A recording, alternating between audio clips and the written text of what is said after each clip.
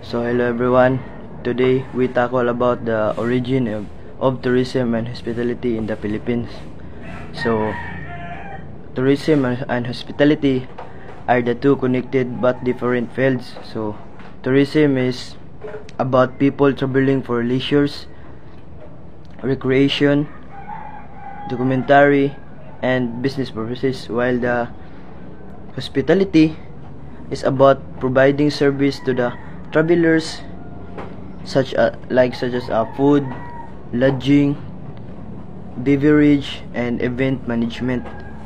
So in early 1521, the country discovered by Magellan. This opened the country to international exposure and early travel. So in 1521, Magellan was discovered our country, and Magellan known as a first foreign visitors in our country. So next is in American period, when the American came to our country, the tourism become more active. Like ilang gipa kita nga mas active ang tourism. So air travel increased when Pan American Airways introduced flights to Manila using air clippers like airplanes, fast transportation like airplanes and that. So steamship and airlines, so like airplanes, so like the China Clippers and the Manila Clippers brought more foreign visitors, so para mas mapadali pa nila ang ilang pag-ari sa Utoa.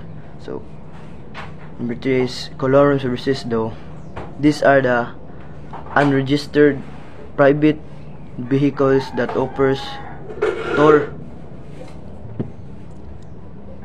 and transportations for the tourist. So through informal, they still contribute to a tourism movement in the country. So mas sila ang nagpadali nga may ilang motor ang mga tourists. So next is the Philippine Tourism and Travel Association, PTTA, in 1952. So this was created and funded by the governments to formally promote the Philippines tourism and hospitality industry.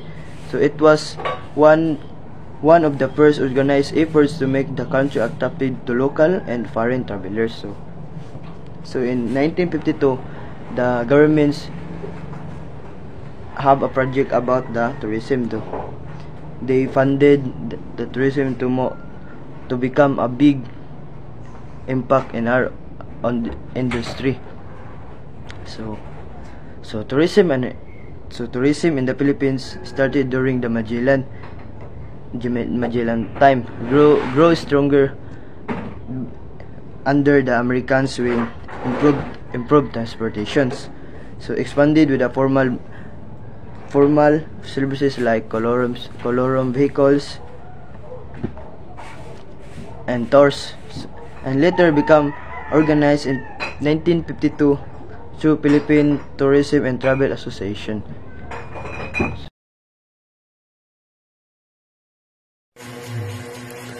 My topic is about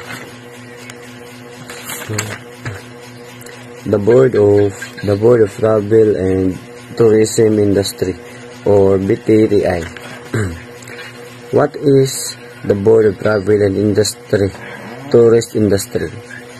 It was created in the Philippines in 1956 through a law called Republic Act 1478. The purpose was to manage and regulate the tourism industry, which was just starting to grow at the time. What did I do?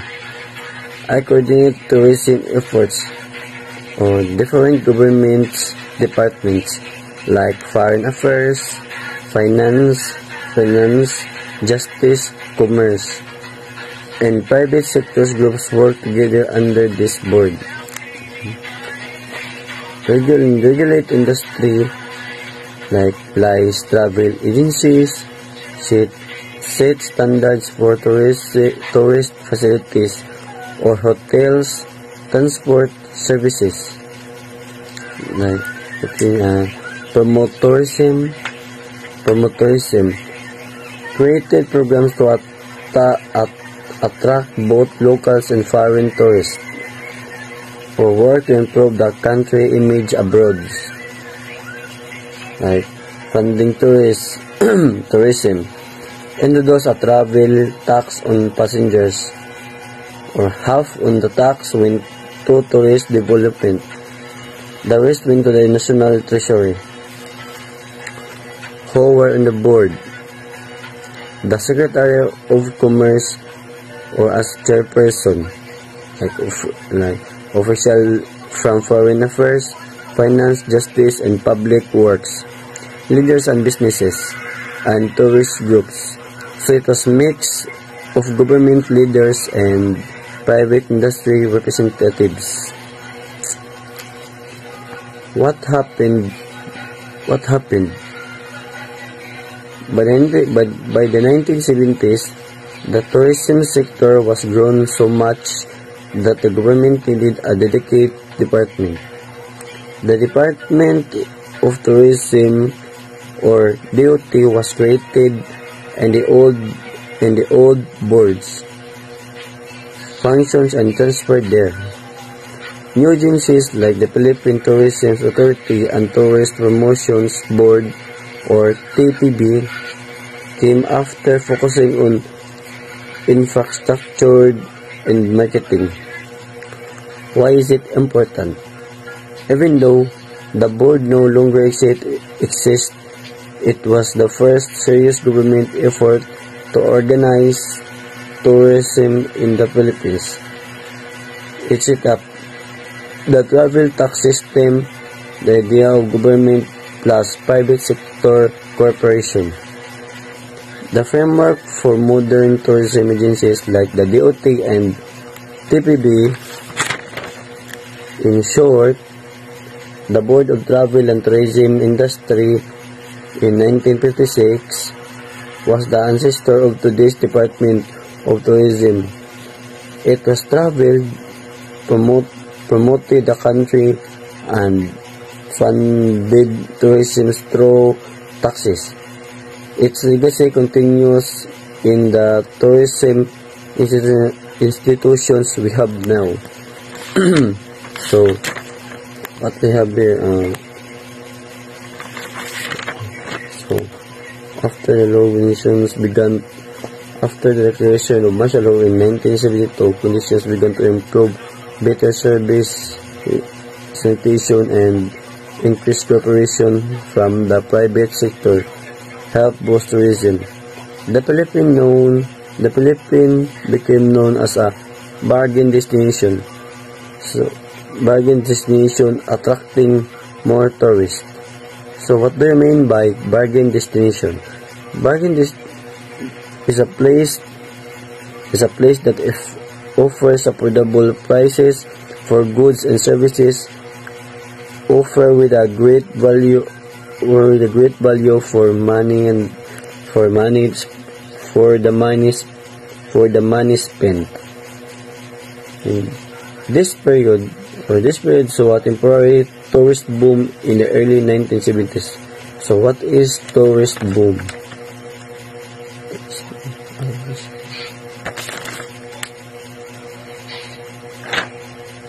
Tourist boom.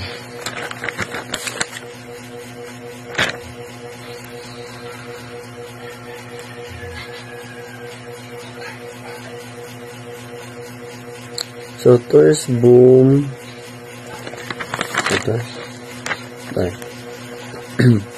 Tourist boom.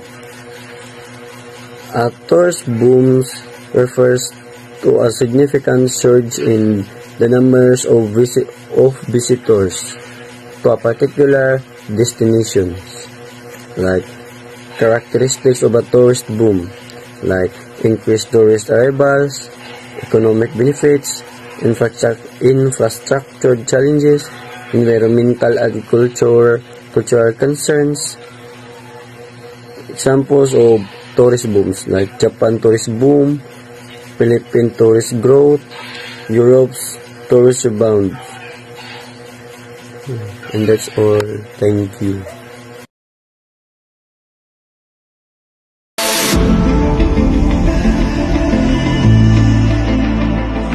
The National Tourism Organization, or NTO, plays a very important role in shaping the future of Philippine tourism. Its main goal is to make sure tourists have enjoyable and memorable experiences, while also supporting sustainable growth that benefits both the economy and local communities. Let us explore the key goals of the NTO and how they contribute to a brighter tourism future. One of the major goals of the NTO is to increase the number of tourists visiting the Philippines. This can be achieved by promoting world-famous destinations such as Cebu, Palawan, and Siargao, as well as highlighting cultural festivals and heritage sites. By welcoming more visitors, the country gains more opportunities for jobs and income. Tourism is not only about bringing people into the country, it is also about encouraging them to spend on local products and services. When tourists buy food, souvenirs, and pay for accommodation, they directly support local businesses and workers. This spending becomes a powerful way to boost the national economy. The NTO also encourages Filipinos themselves to travel within their own country. Domestic tourism is a strong way to support smaller towns and provinces. When families visit heritage, churches, mountain resorts, or local beaches, they bring income to small businesses and help preserve Filipino culture and traditions. As more tourists come, it is important to have the right facilities to welcome them. Increasing tourism capacity means improving airports, roads, hotels, and transportation. These developments ensure that visitors travel safely and comfortable, while also creating better infrastructure for local residents. Good service is the heart of tourism. The NTO works to train hotel staff, tour guides, and other workers to provide world-class service. A friendly smile, reliable assistance, and professional care create positive impressions that encourage tourists to return and recommend the Philippines to others. The NTO invests in major projects such as airports, highways, and eco-friendly resorts. These infrastructure developments do not only serve tourists, but also bring long-term benefits to local communities by improving accessibility and opening new business opportunities. Another goal is to establish new tourism estates and resorts. These destinations, whether by the beach, mountains, or heritage towns, provide visitors with more travel options. They also generate jobs for local people and attract investors who want to support tourism growth. To maintain high-quality experiences, the NTO classifies tourist facilities such as hotels, restaurants, and transport services. Enforcing standards ensures safety, cleanliness, and international competitiveness. These systems helps visitors trust that the services they receive are reliable and world-class. The NTO also encourages tourism operators to practice self-regulation by following ethical guidelines and responsible business practices. At the same time, the organization completes long-term tourism plans to make sure that development is orderly, sustainable, and aligned with the needs of future generations. Advertising plays a big role in attracting tourists. The NTO partners with airlines, hotels, and travel agencies to promote Philippine destinations through campaigns, social media, and international fairs. Working closely with the private sector creates stronger programs and increases the visibility of the country worldwide.